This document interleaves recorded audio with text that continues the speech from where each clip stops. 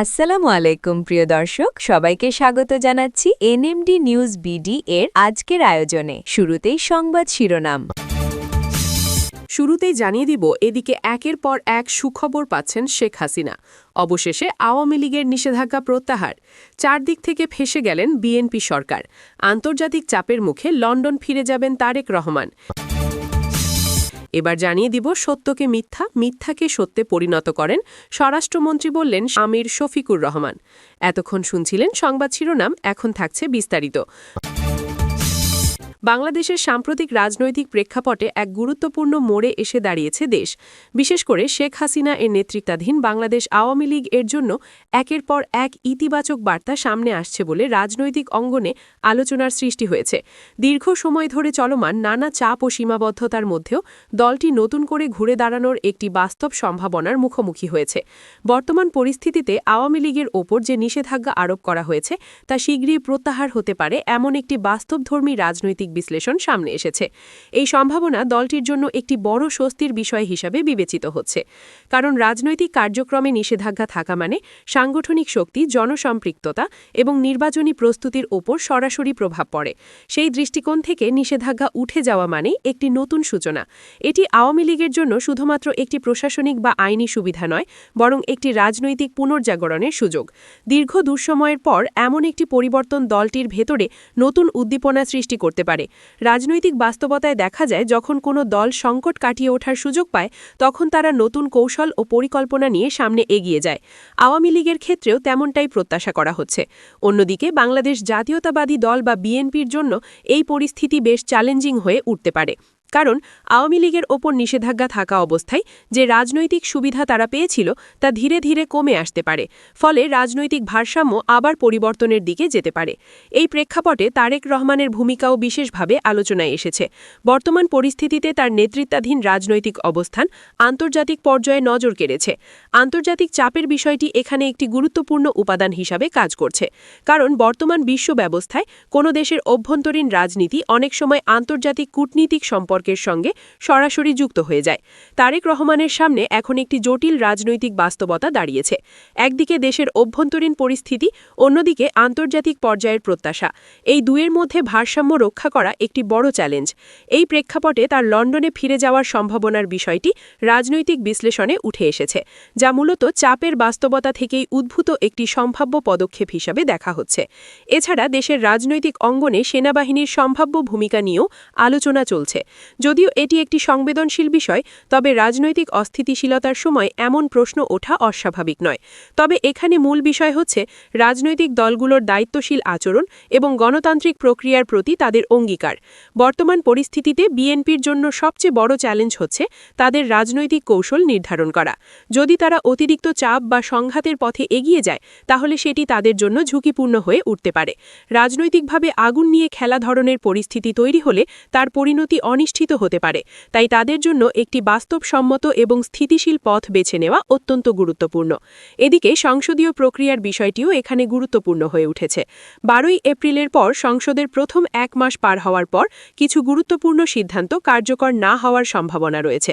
এর মধ্যে আওয়ামী লীগের ওপর নিষেধাজ্ঞা সংক্রান্ত সিদ্ধান্তটিও অন্তর্ভুক্ত, অর্থাৎ সংসদীয় প্রক্রিয়ার মাধ্যমেই এই নিষেধাজ্ঞা স্বয়ংক্রিয়ভাবে বাতিল হয়ে যেতে পারে। এই প্রক্রিয়াটি সম্পূর্ণভাবে সাংবিধানিক এবং সংসদীয় কাঠামোর মধ্যেই পড়ে। ফলে এটি কোনো গুঞ্জন বা অনিশ্চিত তথ্য নয়, বরং একটি নির্দিষ্ট রাজনৈতিক ও আইনি বাস্তবতা। এ কারণে বিষয়টি নিয়ে রাজনৈতিক মহলে স্পষ্ট আলোচনা দেখা যাচ্ছে। এখানে মোহাম্মদ ইউনুস এর ভূমিকার বিষয়টিও উঠে এসেছে। তার নেওয়া কিছু সিদ্ধান্ত সংসদে পাশ না হওয়ার সম্ভাবনা রাজনৈতিক বিশ্লেষণে উল্লেখ করা হচ্ছে। এটি মূলত সংসদীয় মহাসংখ্যা গরিষ্ঠতা এবং রাজনৈতিক সমীকরণের ওপর নির্ভর করে। সব মিলিয়ে বর্তমান পরিস্থিতি বাংলাদেশের রাজনীতিতে একটি গুরুত্বপূর্ণ পরিবর্তনের ইঙ্গিত দিচ্ছে। আওয়ামী লীগের জন্য এটি একটি পুনরুদ্ধারের সময়, যেখানে তারা আবার সংগঠিত হয়ে রাজনৈতিকভাবে শক্তিশালী অবস্থানে ফিরে আসার সুযোগ পাচ্ছে।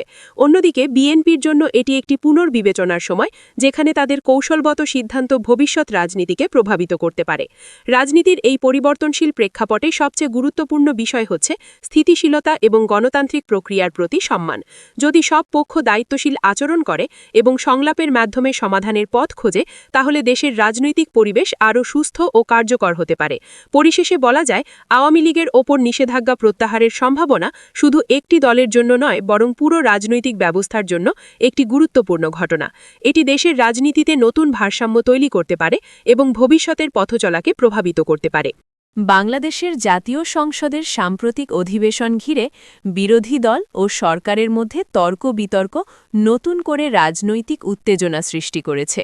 বিশেষ করে বিরোধী দলীয় নেতা ও বাংলাদেশ জামায়াতে ইসলামীর আমির ড শফিকুর রহমান এবং স্বরাষ্ট্রমন্ত্রীর মধ্যে বাকবিতণ্ডা সংসদের কার্যক্রমকে কিছুটা উত্তপ্ত করে তোলে। ঘটনার সূত্রপাত হয় যখন ড শফিকুর রহমান সংসদে দাঁড়িয়ে স্বরাষ্ট্রমন্ত্রী একটি বক্তব্যের জবাব দিতে গিয়ে তীব্র প্রতিক্রিয়া জানান। তিনি বলেন, স্বরাষ্ট্রমন্ত্রী তাকে উদ্দেশ্য করে বলেছেন যে তিনি সংসদে দাঁড়িয়ে অসত্য কথা বলেছেন। এর জবাবে তিনি কটাক্ষ করে বলেন, আল্লাহ স্বরাষ্ট্রমন্ত্রীকে এমন দক্ষতা দিয়েছেন যে তিনি সত্যকে মিথ্যা এবং মিথ্যাকে সত্য হিসেবে উপস্থাপন করতে পারেন। এই মন্তব্যের মাধ্যমে তিনি একদিকে স্বরাষ্ট্রমন্ত্রীর বক্তব্যের সমালোচনা করেন, অন্যদিকে সংসদে নিজের অবস্থান ব্যাখ্যা করার চেষ্টা করেন। তবে বিরোধী দলীয় নেতার এই বক্তব্যের পরপরই সংসদের স্পিকার হাফিজ উদ্দিন আহমেদ হস্তক্ষেপ করেন। তিনি বিষয়টি শান্ত করার উদ্দেশ্যে বলেন, এটি আগের দিনের আলোচনা ছিল এবং সেটি ইতোমধ্যে শেষ হয়েছে, তাই নতুন করে বিষয়টি সংসদে তোলার কোনো প্রয়োজন নেই। স্পিকারের এই বক্তব্য মূলত সংসদের কার্যক্রমকে নিয়মতান্ত্রিক রাখার একটি প্রচেষ্টা হিসেবে দেখা যায়, যাতে পুরনো বিতর্ক পুনরায় উত্থাপিত হয়ে অচলাবস্থা সৃষ্টি না করে। কিন্তু এরপর স্বরাষ্ট্রমন্ত্রী বিষয়টি নিয়ে আবার বক্তব্য দেন এবং বিরোধী দলীয় নেতার ব্যবহৃত শব্দচয়ন নিয়ে আপত্তি তোলেন। তিনি বলেন, বিরোধী দলীয় নেতা মিথ্যা শব্দটি ব্যবহার করেছেন, যা সংসদের ভাষার দৃষ্টিতে অসংসদীয়। তার মতে অসত্য শব্দটি ব্যবহার করা হলে তিনি আপত্তি করতেন না, কিন্তু মিথ্যা শব্দটি সরাসরি ব্যক্তিগত আক্রমণ হিসেবে গণ্য হতে পারে। তাই তিনি ওই শব্দটি সংসদের কার্যবিবরণী থেকে এক্সপাঞ্জ বা বাদ দেওয়ার জন্য স্পিকারের কাছে অনুরোধ জানান। এছাড়া স্বরাষ্ট্রমন্ত্রী তার পূর্ববর্তী বক্তব্যের ব্যাখ্যাও দেন। তিনি বলেন, তিনি আসলে বোঝাতে চেয়েছেন যে বিরোধী দলীয় নেতা সংসদে একটি অসত্য ব্যাখ্যা উপস্থাপন করেছেন। এই প্রসঙ্গে তিনি সংসদের কার্যপ্রণালী বিধির রুলস 62 এর কথা উল্লেখ করেন। তার বক্তব্য অনুযায়ী বিরোধী দলীয় নেতার দল সংসদ থেকে ওয়াকআউট করার পর একজন বেসরকারি সদস্যের উত্থাপিত মুলতবি প্রস্তাব গ্রহণ করা হয়েছিল। ফলে সেই প্রস্তাবটি সংসদে কিভাবে উত্থাপিত বা পঠিত হয়েছে এ নিয়ে যে ব্যাখ্যা দেওয়া হয়েছে সেটিকে তিনি অসত্য বলে মনে করেন। এই বক্তব্যের জবাবে ড শফিকুর রহমান আবারও নিজের অবস্থান পরিষ্কার করেন। তিনি বলেন, এখানে বিভ্রান্তির মূল কারণ হচ্ছে একই বিষয় নিয়ে একাধিক প্রস্তাবের উপস্থিতি।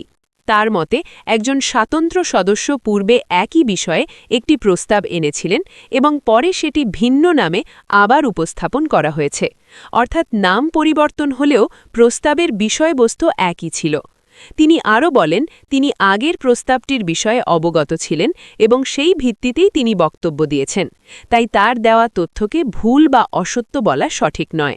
তিনি জোর দিয়ে বলেন, তিনি সংসদে কোনো ভুল তথ্য দেননি এবং তার বক্তব্য সম্পূর্ণভাবে তার জানা তথ্যের ওপর ভিত্তি করেই প্রদান করেছেন। এই পুরো ঘটনায় স্পষ্টত দেখা যায় যে সংসদীয় কার্যক্রমে ভাষার ব্যবহার, নিয়মকানুনের ব্যাখ্যা এবং রাজনৈতিক অবস্থানের পার্থক্য থেকে কিভাবে বিতর্ক সৃষ্টি হতে পারে।